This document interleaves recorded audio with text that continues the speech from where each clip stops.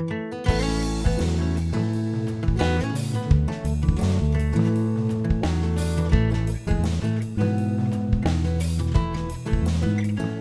everyone, it's Aunt Fernita.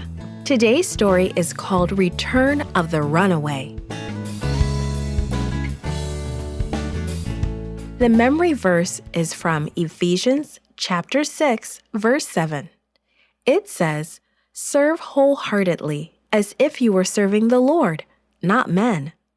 Today's message is I can serve Jesus at home. How would you like it if someone lived at your house and made your bed for you every day or cleaned your room? If you had a servant, that would probably happen. Years ago, a young man was such a servant, but he became unhappy and he ran away. Then he met Paul. It might have happened like this. Paul looked up as a tall young man came and stood beside him.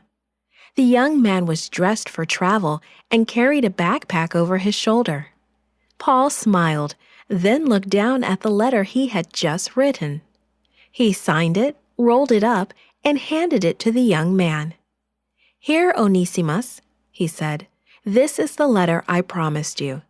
It is addressed to your master Philemon. Give it to him as soon as you get home." Paul stood and put his arm around the young man's shoulders. "I told him that you are like a son to me. I know that in the past you were not as useful to him as you have been to me these last few months. But now you have accepted Jesus and love him. I know that you will serve Philemon just as well as you have served me." The young man smiled shyly. Paul continued, "We all know that he has the right to be angry with you for running away.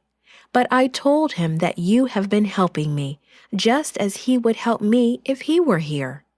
I hope he will think about that. I also told him that even though you are still his slave, you are also his brother in Christ. You have become a Christian." Onesimus put his arm around Paul's shoulder. Then he released Paul and put the letter in his bag he had slung over his shoulder. While his head was bent, he brushed a tear out of his eye. He hoped no one had noticed. "One more thing," Paul continued as the two walked toward the door. "I will pay whatever amount you might owe your master Philemon. He actually owes me his life since I was the one who told him about Jesus." Paul smiled as he stopped in the doorway. "I can never thank you enough," Onesimus explained. He threw his bag over his shoulder, lingering a moment. "Go back home and serve Philemon as well as you have served me. That's what Christians do, son. They serve one another right where they are.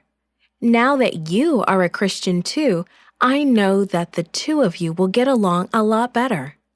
Paul gave Onesimus' shoulder a pat as the young man finally turned to go.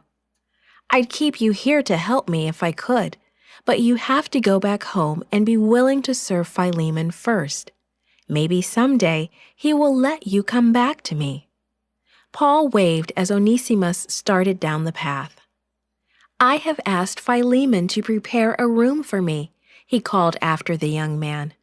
"I am trusting that God will answer my prayers, and I will be able to come and see you both before long." Onesimus gave one last wave over his shoulder, then didn't look back. He was a little afraid to go back to his master he had run away from. But now he was a Christian, and his heart was full of the love of God. He was ready to try again to serve Philemon the way he should. After all, Paul had taught him that being of service at home was a big part of being a Christian. This podcast is read by Fernita Buddy for Gracelink.net, created and produced by Falvo Fowler, post-produced by Faith Toe at Studio El Piso. The theme music is by Clayton Kinney, animation and artwork by Giogo Godoy. The audio engineer was Karel Holness. For more information, please visit Gracelink.net.